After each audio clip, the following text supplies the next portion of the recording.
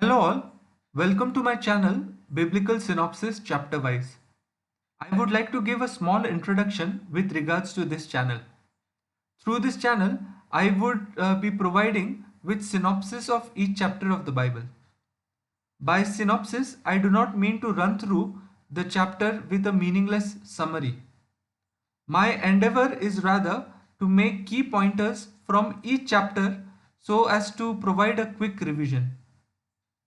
As we know, the Bible is a big book, and we more often than not tend to forget what we had read, say, a few months back. Having said that, I do not endorse not reading the Bible. Rather, I encourage reading the scriptures, as there can be no replacing to the reading of the scriptures. This is just a humble attempt of merely retaining what was read. As we can see, I have prepared a small overview of what the Bible is all about. The Bible is divided into two parts, the Old Testament and the New Testament. In the Old Testament, we see that God reveals himself to the Israelites.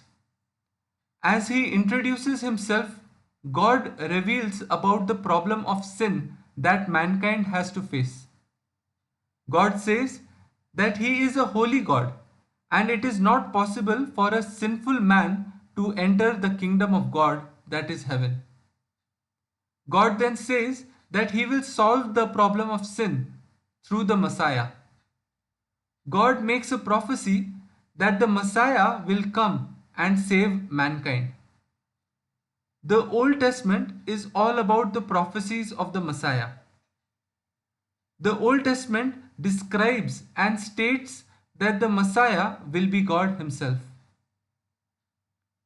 The New Testament is the fulfillment of this promise. It is the fulfillment of the prophecies made in the Old Testament. Lord Jesus, who is God Himself, is the Messiah that the Old Testament talks about. Lord Jesus equates lust of the eyes to adultery, and anger is equated to murder. We come to understand charity, pilgrimage, or any other good deeds cannot solve the problem of sin. Lord Jesus solves the problem of sin through his sacrifice on the cross. On the cross, Lord Jesus takes the judgment of sin upon himself. The Bible calls a person saved when they believe in the following. They believe in the Godhead of the Trinity, that is, one being and three persons, that is, the Father, the Son, and the Holy Spirit. They believe in the teachings, life, death, and resurrection of Lord Jesus. And finally, they accept to be sinners and repent for their sins. I hope you have enjoyed this overview. Until next time, may God bless us all. Bye bye.